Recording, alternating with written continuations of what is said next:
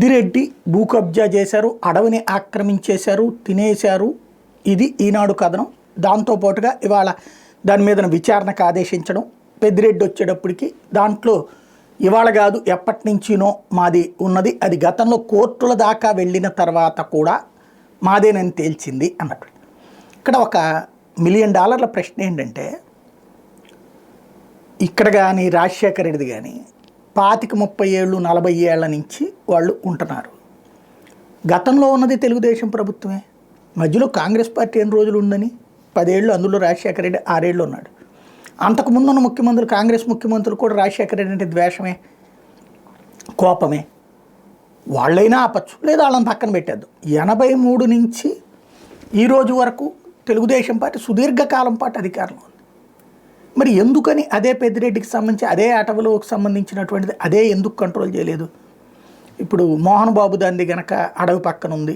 ఈ వీటిట్లలో సమస్య ఏంటంటే, అడవి భూమి ఏది, మనిషి భూమి ఏది, పట్టా భూమి ఏది, ఉండొచ్చా ఉండకూడదా?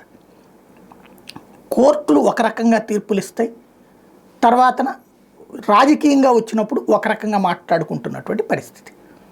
అయితే పెద్దిరెడ్డి వర్గం రైట్ చేస్తున్న ప్రశ్నలు, నెంబర్ 1, గత 30 ఏళ్ల నుంచి 30-40 ఏళ్ల నుంచి ఎన్నిసార్లు దీని మీద కంప్లైంట్లు చేసి ఫైనల్గా అది మాదేనని తేలిందా లేదా? న్యాయస్థానం కూడా ఆదేశాలు ఇచ్చిందా లేదా? అంతకుముందు తెలుగుదేశం హయాంలో, కాంగ్రెస్ హయాంలో కూడా ఎంక్వైరీలు చేశారా లేదా? చేసి అది మాదేనని ఫైనల్గా తేల్చారా లేదా? ఇది ప్రస్తుతం. దాంతోపాటుగా ఇప్పుడు పరువు నష్టం దావా వేయడానికి సిద్ధపడుతున్నారు.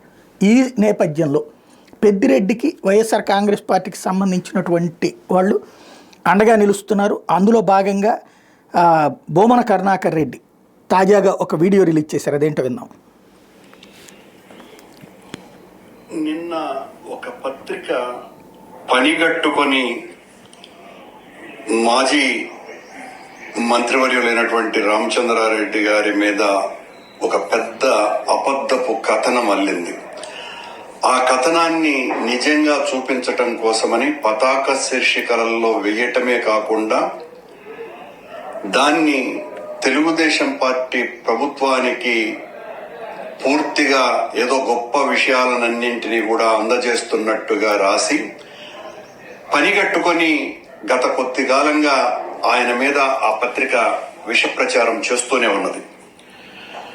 రామచంద్రారెడ్డి గారు ఏ రకంగానూ కూడా అటవీ భూములను ఆక్రమించకుండా లేకపోయినప్పటికీ కూడా ఉద్దేశపూర్వకంగా మేము ఏమి రాసినా చెల్లుతుంది, మేము ఏం చెప్పినా కూడా నడుస్తుంది అన్నటువంటి ఒక గట్టి నమ్మకంతో, ఆయన మీద ఉన్నటువంటి కోపము దుగ్ధతోటి వైఎస్ఆర్ కాంగ్రెస్ పార్టీ మీద, జగన్మోహన్ రెడ్డి గారు మా నాయకుడి మీద, మా మీద, అందరి మీద ఈ రకంగా ప్రభుత్వం, ఈనాడు ఉన్నటువంటి ప్రభుత్వం చేయాల్సినటువంటి మంచి చేయకుండా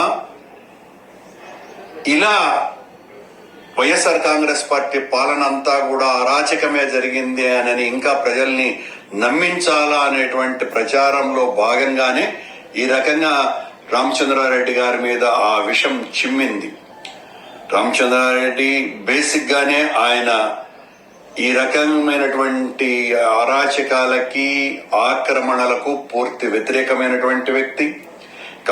వైఎస్ఆర్ కాంగ్రెస్ పార్టీలో ఒక ప్రధానమైనటువంటి భూమికను పోషిస్తున్నటువంటి వ్యక్తి. రామచంద్రారెడ్డి గారిని దెబ్బతీస్తే వైఎస్ఆర్ కాంగ్రెస్ పార్టీని మరింత దెబ్బతీయచ్చును అనేటువంటి ఆలోచనతోనే ఈ రకమైనటువంటి కుట్రలు కూటమి ప్రభుత్వం చేస్తున్నది. ఒకవైపు ఇది బోమన కరుణాకర్ రెడ్డి. అయితే ఇవాళ ఈనాడు మరొక కోణాన్ని ప్రొజెక్ట్ చేసింది. అక్కడ ఒక భూమికి సంబంధించినటువంటి దాంట్లో మదనపల్లె దగ్గర 60 ఏళ్ల వ్యక్తికి సంబంధించి 100 కోట్ల ఆస్తి ఫోర్జరీ సంతకాలతో స్వాహా చేశారు. వెంకటేశులు అనేటటువంటి ఆయన దగ్గర సులోచన అనే మహిళను అడ్డుపెట్టి పెద్దిరెడ్డి ప్రధాన అనుచరుడు మాధవరెడ్డి ఈ ఘాతుకానికి పాల్పడ్డాడు. ఫోర్జరీ సంతకాలతో పవర్ ఆఫ్ అటార్నీ అక్రమ రిజిస్ట్రేషన్ చేయించుకున్నారని వెంకటేశ్వర్లు మదనపల్లి తాలూకు పోలీస్ స్టేషన్లో కంప్లైంట్ చేస్తే దీంట్లో సులోచన, పూర్ణానంద చౌదరి, నారాయణ రెడ్డితో పాటు సబ్ రిజిస్ట్రార్ నాజీర్ సాక్షి సంతకాలు చేసిన వాళ్ళ మీద కేసులు కూడా నమోదైనవి.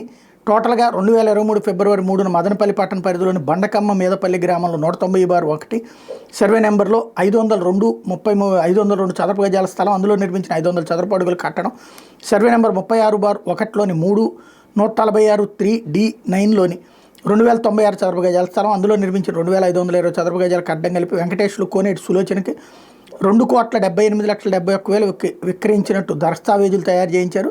725/2023 కింద పులివెందుల సబ్ రిజిస్ట్రార్ కార్యాలయం రిజిస్ట్రేషన్ చేయించారు.